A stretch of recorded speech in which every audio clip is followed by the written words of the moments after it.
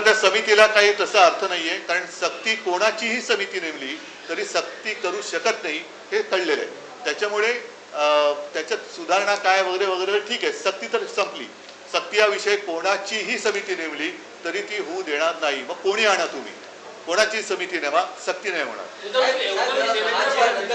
मुख्यमंत्री म्हणाले की तुम्ही मुख्यमंत्री होता तेव्हा या संबंधीचा अहवाल घेतला, इतिवृत्त देखील त्यांनी त्यावेळेस वाचून दाखवलं आणि यासोबत ते असे म्हणाले की जी आर देखील तुम्ही काढला होता. सर त्यामध्ये मी आता काय बोललो, भाजप ही अफवांची फॅक्टरी आहे, खोट्याची फॅक्टरी आहे. जसं हरिश्चंद्रची फॅक्टरी आहे, तर त्याचं मी तुलना नाही करू शकत, कारण दादासाहेब फाळकेंच्या वरती तो चित्रपट आहे आणि होता, त्याच्यामुळे हे नाहीये. हे मी तुलना सहज एक गंमत म्हणून फॅक्टरी म्हणून बोलतोय.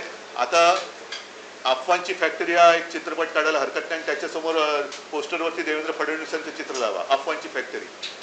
उद्धवजी, मुख्यमंत्री असे एक म्हणतात की राज ठाकरेंचा देखील हिंदी सक्तीला विरोध आहे, तर त्यांनी पहिला प्रश्न जो आहे तो तुम्हाला विचारायला पाहिजे. म्हणजे उद्धव ठाकरेंना हिंदी सक्तीच्या संदर्भात पहिला प्रश्न विचारा ना. पण पहिलं मुख्यमंत्र्यांना मराठी कळतं का म्हणून मराठी आम्ही सक्तीची केली, कारण तो जो वृत्तांत आहे ते आहे ना आपल्याकडे कागद, त्याच्यामध्ये नाही आपल्याकडे ज्याच्यामध्ये सगळे जी आर आता लावलेले आहेत आपण ते जी आर आहे. आणि तुम्हाला परत एकदा नीट सांगतो, मुळामध्ये ही समिती नेमली होती ती उच्च शिक्षणासाठी, आणि उदय सामंत त्यावेळेला उच्च शिक्षणाचे मंत्री होते. आता माशेलकर समिती नेमली का, तर राष्ट्रीय शैक्षणिक धोरण आल्यानंतर ते धोरण आलं, त्याच्यावरती बाबा आपण काय करायला पाहिजे म्हणून एक उच्च शिक्षणासाठी म्हणून समिती नेमली. त्याच्यात प्राथमिक शिक्षक कोणीच घेतले नव्हते किंवा प्राथमिक शिक्षणाशी संबंधित असलेले कोणीच घेतले नव्हते. हा अहवाल मंत्रिमंडळासमोर सादर झाला, मंत्रिमंडळाला सादर झाला. आता तो अहवाल सादर झाल्यानंतर त्याच्यावरती पुढे अंमलबजावणी कशी करावी की न करावी यासाठी एक अभ्यासगट नेमला गेला. तो अभ्यासगट माझ्या अध्यक्षतेखाली मी तत्कालीन मुख्यमंत्री होतो म्हणून नेमला गेला. त्याचं हे काय इतिवृत्तांत वगैरे सगळं आहे, ह्याच्यात सगळं दिलंय, त्याच्यात पण आहे.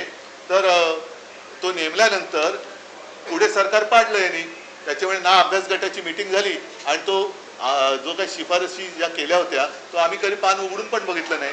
पण जी आर यांनी काढला. जर का मी जी आर काढला असता तर 3 वर्ष काय झोपा काढत बसले होते?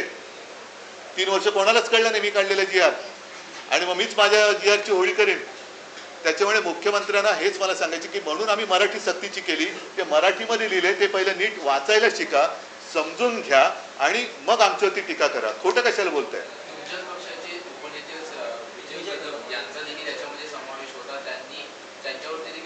बरं, तुम्ही अहवाल वाचलाय? तुमच्यापैकी कोणी अहवाल वाचलाय? मी सुद्धा नाही वाचलेला, मी सुद्धा वाचलेला नाहीये, कारण माझ्यासमोर तो आलाच नाही. आता विजय कदम ठीक आहे आमचा उपनेता, पण तो प्राथमिक शिक्षणाशी संबंधित आहे का? त्याच्यानंतर तो अहवाल सादर केला.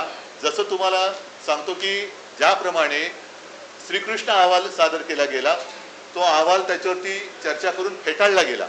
तो फेटाळल्यानंतर तत्कालीन पंतप्रधान अटल बिहारी वाजपेयी यांनी तो जबरदस्ती घ्यायला लावला, अंमलबजावणी करायला लावली, ज्याचा त्रास हा त्यावेळेला शिवसैनिकांना जास्त झाला. त्याच्यात एक सुद्धा भाजपवाला नाही अडकला, सगळे शिवसैनिक अडकले. पण हे त्याची प्रक्रिया असते.